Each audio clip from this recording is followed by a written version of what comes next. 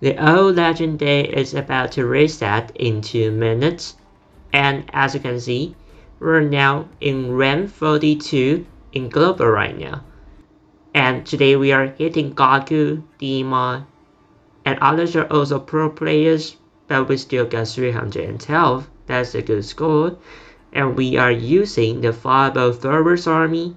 It's pretty impressive that we don't have the Dragon Duke in this army.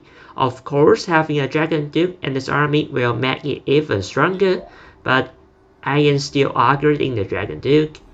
And I guess most of the players, like me, still haven't messed up the Duke yet.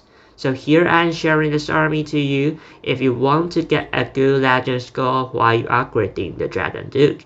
So let's dive into the video and see how it works.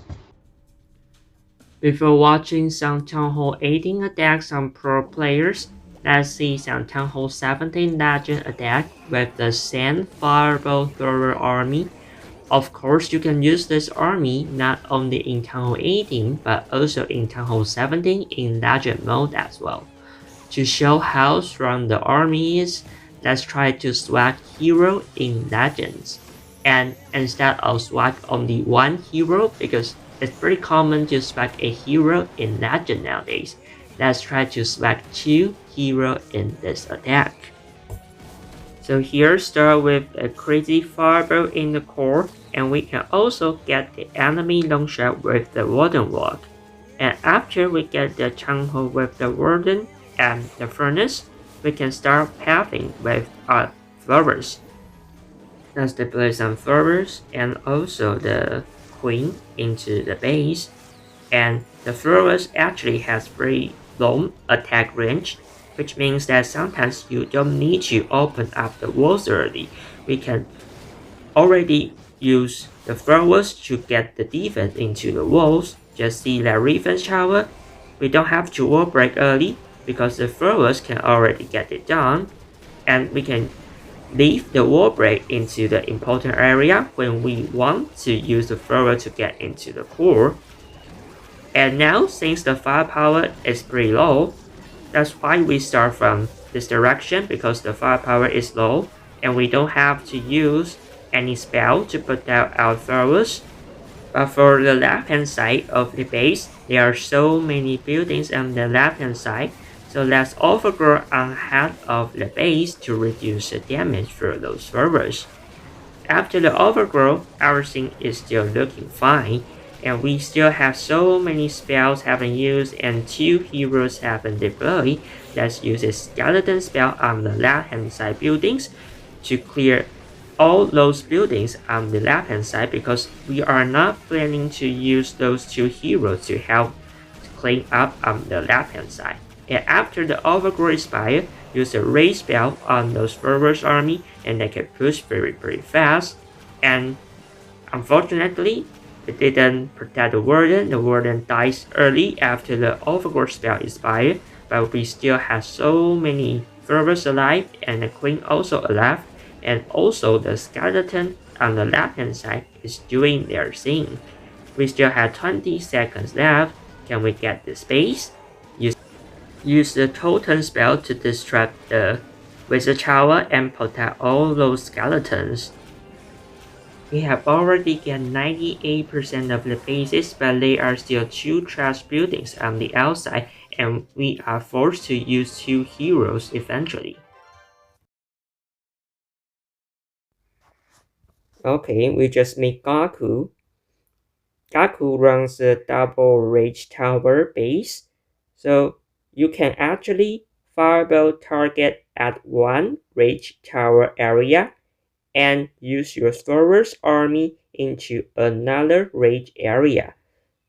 So let's just drop the warden onto the 4 o'clock area to clear that both motors. And actually, we don't have to fireball directly target at the rage tower. We can fireball on the the scatter shot near the rage tower. So in this case, we can go deeper and get better value. But I just mistakenly influenced the scatter shot, and the fireball goes to that super wizard tower. That's okay. we still got some good value. And after that, drop the orb breaker at the bottom side so that we can path our servers at the bottom side. So now let's drop the servers and also the queen and the troop launcher as well. So now you want your servers path into the core area, I mean the ridge tower and the town hall area.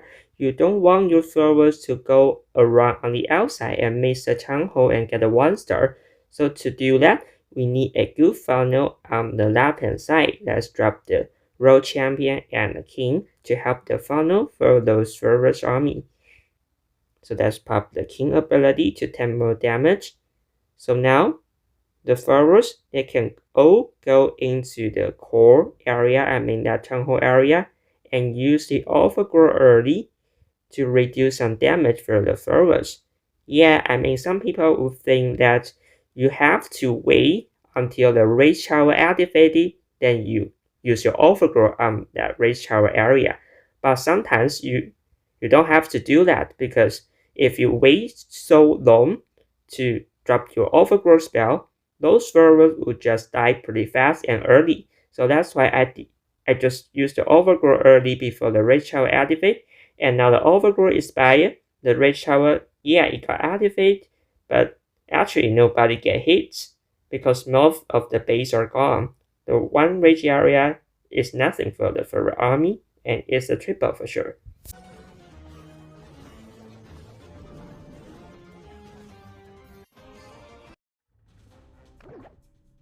Look at that Chinese stand. I think that is definitely Wei's base. And I remember he was the rank 2 player in I don't know which season, but it's pretty high and is also a pro player. Let's just drop the fireball into the core of the base and then earthquake right away. And oh no, that's not earthquake, that's a freeze. Let's use the 2 earthquake right now. But since we used the earthquake too late, the builderhood is repairing, so we didn't get the clan castle and the ricochet cannon with the earthquake.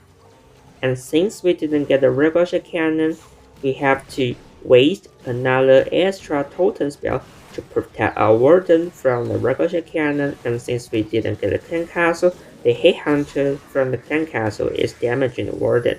We have to drop another extra info spell to protect the warden, so that's not a pretty good start. If the server army can still save this, look at the servers, they can hit the long shot without any wall breakers into the walls because they have so long attack range. And now let's drop the troop launcher to 10 for the servers and also the golem to 10 for the traps for the healers. But sadly, the warden is being targeted by the multi-inferno tower and die early. But that's not a big deal.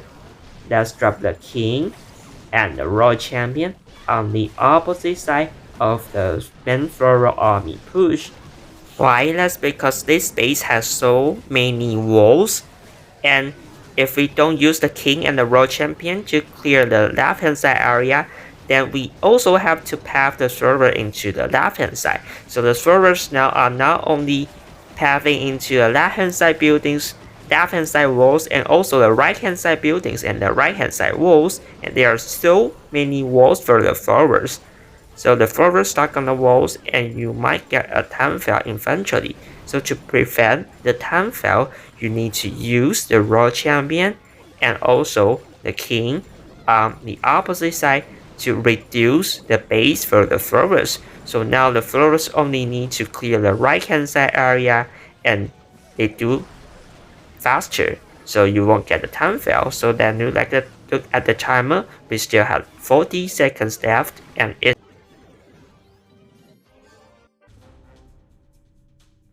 there are 2 high damage areas in this base.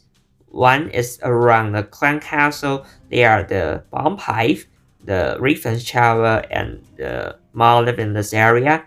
And another one is the ridge tower area around the town hall. Those 2 are high damage area, so you can fireball on either one of the red area and path your Soros army into another high damage area. And of course, fireball on the clan castle side I think it's better because if you fireball to the race tower area around the town hall, yes, you get the buildings, you get the defense, but the long shot and the hero they will still alive because the fireball is not enough to kill them. So you still have to deal with the town hall area eventually. And here I use the overgrowth to help set up the fireball. That's a very good trick when you need to set up a deep fireball into the core of the base. So now we got the clan castle, we got the defense tower and the bomb height and so many high damage key defense. So now the pathing is clear. We can path the forward into the 9 o'clock area and wall break into the base. Our goal is to path the forwards into that race tower town hall area and use the forwards to get the town hall and the high damage rate area. So now let's drop the wall break and also the ice golem as well to tempt for the queen and the forwards. And you also use the troop launcher to open up the walls with the wall breakers in the troop launcher. And don't forget to do a good funnel on the left hand side with the royal champion. And now use a king on the opposite side because we don't have to use a king on the left hand side. Actually the king itself can get better value on the right hand side because see that king can go to the core with himself and let's rage on the king, and the king can get the enemy hero long shot ahead of the rage tower area. That's pretty good value with the king. And after that the king dies, but most of the base are gone and it's a triple for sure.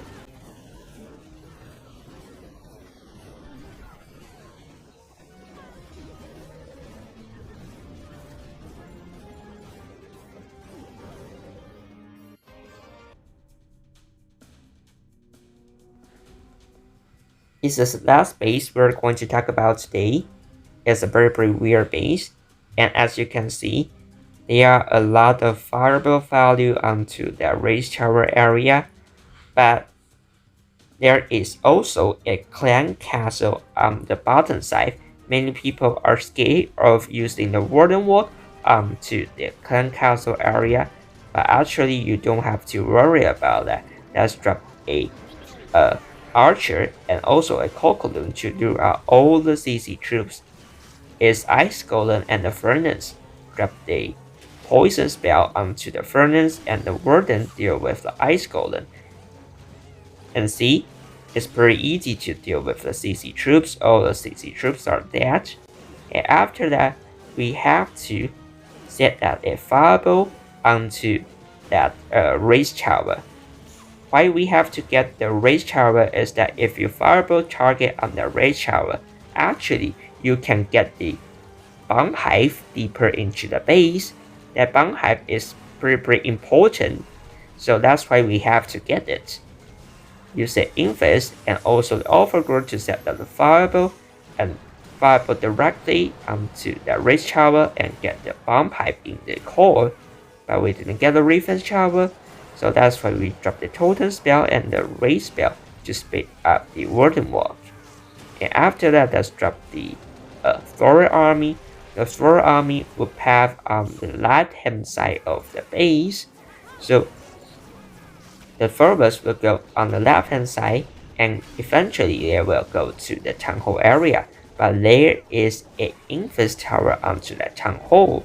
So that's why we have to change our siege machine into the log launcher.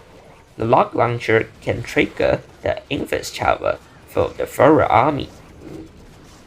And for the right hand side, let's drop the king and the royal champion to deal with all the buildings on the right hand side. So now let's drop the king and don't forget to use the headhunter for the enemy king as well. And see the log launcher? The log launcher trigger the invisibility tower and let's drop a skeleton spell to distract both heroes long shot and the the monolith. And the forest they are pathing into the town hall area so we can easily get the chunk hole. And now see, most of the base are gone, and we can easily get a triple for sure.